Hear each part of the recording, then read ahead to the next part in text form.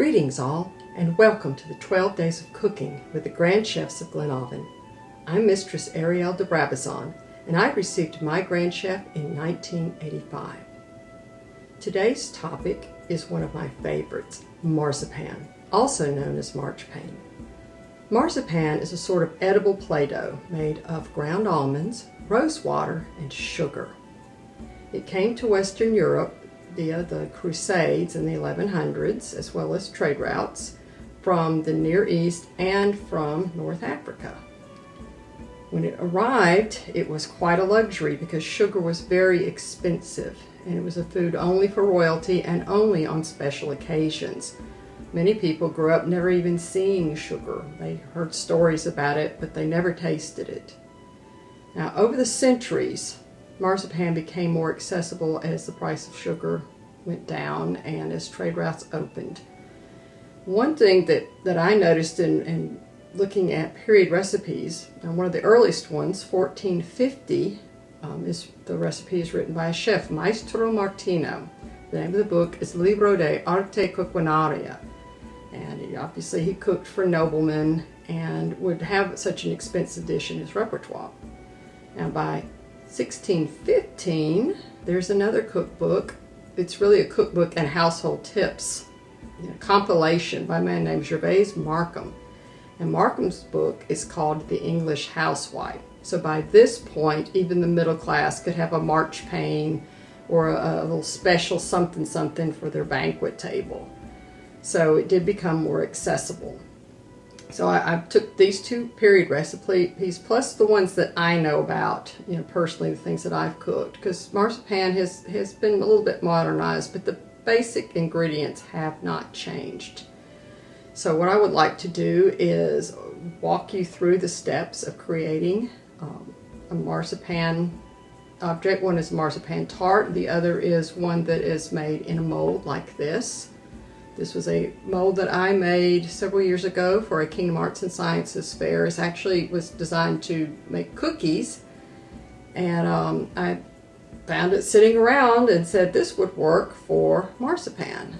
So I will walk you through these two things and talk to you about the techniques. The first step in making marzipan is to blanch your almonds. I used a ½ pound of almonds for each of the two recipes. I start by boiling water, pouring it over the almonds to cover, and letting them sit, in this case for 9 hours. You don't have to soak it that long in order for the skins to come off. However, the almonds gain extra moisture that way. Maestro Martino recommended a day and a half. I didn't want to take a day and a half for it. Anyway, once they were soaked, the skins came off quite easily. If you've never blanched almonds before, it's kind of fun. You just pick up the almond and you squeeze gently and it pops right out of the skin. But you have to be careful because you'll put your eye out or your dog's eye out. It can get very awkward. So once you have removed all the skins, the next step is to crush all those almonds. Now, for each of the two recipes that I have prepared, I have used a ½ pound of almonds, and I coupled that with a ½ pound of sugar, so it's the 1-to-1 ratio that Martino suggests. ½ pound of almonds doesn't sound like a lot until you try to grind it with a mortar and pestle. Well, in the Middle Ages, everybody had minions for that. I ain't got no minions, so when I started mashing, I'm like, after 2 hours, I am done with this. Time to get out the mini minion known as the food processor. Food processors are great. You want to grind that stuff as close to a paste as you can. And although you do have some little almond bits, it gets pretty fine. It does the job. But keep in mind, one of the things that they tell you to do in the old cookbooks and the modern ones is throw in a little rose water as you go along to keep the almonds from getting too oily. This also flavors the almonds as well. Now, once I had gotten all my almonds mashed up, I decided to, bring in a comparison here. I have used almond flour to make marzipan. It is very, very smooth, and it's finer than anything I can grind up. However, it's drier.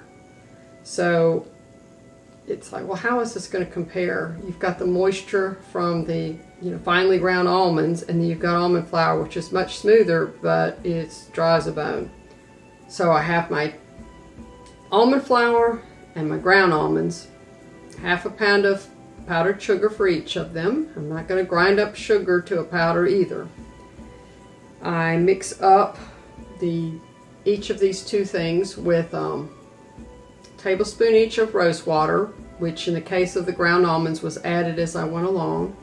And I added something that is not in any recipes that are period, and that is a couple of teaspoons of almond extract. The reason for this is that in period, sometimes they would throw in some bitter almonds with the sweet, and the bitter almonds have a more intense flavor. They also contain prussic acid, which is where you get cyanide from. We can't even buy bitter almonds in the United States. You can get them in Europe. I guess they know how to use them without killing themselves. Apparently when you cook with the almonds, they're fine. But in case someone here eats one of them raw and dies, we can't get bitter almonds. But if you look on a bottle of almond extract, you see it contains oil of bitter almond. That boosts your flavor, and you don't have to worry about smuggling bitter almonds into the country and inadvertently eating something you shouldn't. So both recipes have 2 teaspoons of the almond oil, the oil of bitter almond via extract. Now, sugar, again, 1-to-1 ratio with the almonds. I used the powdered sugar. I didn't try to grind with anything. I mean, theirs probably wasn't as fine as the commercial powdered sugar we get, but whatever. I just use the powdered sugar because, life is short. So, in addition to almond extract, here's where we diverge. I put in, for the version with the almond flour, I use an egg white. You will see this in modern recipes. And what the egg white does is it adds that moisture that's lacking if you didn't let your almonds soak for a day and a half, or if you cheated and used almond flour. Of course, we don't like eating raw egg whites. I mean, I've been eating raw cake batter for 60 years and I'm still here, but there's always that one time you get food poisoning, right? So, to avoid that, simply use meringue powder, which you get, Wilton makes meringue powder. You get it in the cake decorating section of your store. And it's very simple to use. I use 2 teaspoons of powder to 2 tablespoons of egg white water and whipped it to a foam. Voila, with egg white. So I mixed it with the almond flour sugar combo, and that made a huge difference. I put a little water in it, but just trying to get to a point where I can have edible Play-Doh instead of this crumbly mess. So what we end up with is one mixture that's almond flour, one equivalent of an egg white, powdered sugar, and then the 2 teaspoons of almond extract and the 1 tablespoon of rose water. The other version with the moist, there's that word, Billy, moist ground up almonds and the powdered sugar and the rose water, so forth and so on. No egg white, none necessary. The ground almonds have plenty of moisture in them, and by the time I added a little bit of rose water and the 2 teaspoons of extract, it was sticky. It was really sticky. Tasted great, but it wasn't going to hold any shape. I ended up adding more sugar. So the ratio is, instead of 1-to-1, was probably 1 to 1.5 with the sugar, maybe a little more as I added, so I can roll things out. So now I have two marzipans. One is the smaller ball of marzipan, which is the almond flour one, and it's pretty stiff but workable. The other one is a little bit softer, a little bit trickier to use in a mold. I kind of took a dab of each, tried it in the cookie mold, and the drier marzipan went out. Got a nice clean impression. So I said, okay, that's going to be the more modern marzipan because it's so dry. I started out doing the mold first because I wasn't sure how it was going to work. And if you look, you will see that where I have the mold and the rolling pin and the ball of marzipan, underneath it looks like a sheet of paper. What that is, it's rice paper. Actually, technically potato starch paper, but we'll just call it rice paper. in period, you will notice that when the marzipan is made up, they then tell you to roll it thin on a layer of wafers. Now we know about the wafers that you make with the pizzelle iron. That was a real popular snack. There's also communion wafers, and in fact, some sources describe it, like the oubliette or the communion wafer. And they would lay a bunch of these really thin wafers down, give them a wash of rose water, put the marzipan down, and either roll it out or however they were going to do it. Put some more rose water on because more is better. And then we put it in an oven. Now, my oven, they weren't like baking it. It was more like a drying out process. You want a slow oven. You don't want it in there too long. You're not looking for it to brown. You're looking for it to dry out. Now, I skipped the oven part, partly because, with the stiff, dry almond paste, it really didn't need that help. It was already pretty dry. The other one I probably could have baked, but I had already added food coloring to part of the marzipan and I was worried about discoloration. But I made sure I rolled it thin and gave it plenty of ventilation so it would dry out.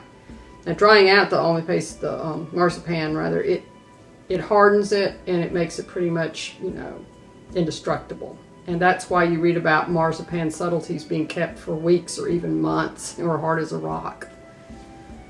So I put the paper down. Actually, I rolled it into the mold first with a rolling pin, stamped it, tipped it out, and put it on top of that sheet. And then I trimmed off the whole thing and then set it aside to dry. And then it's time to paint the marzipan, which is the fun part for me.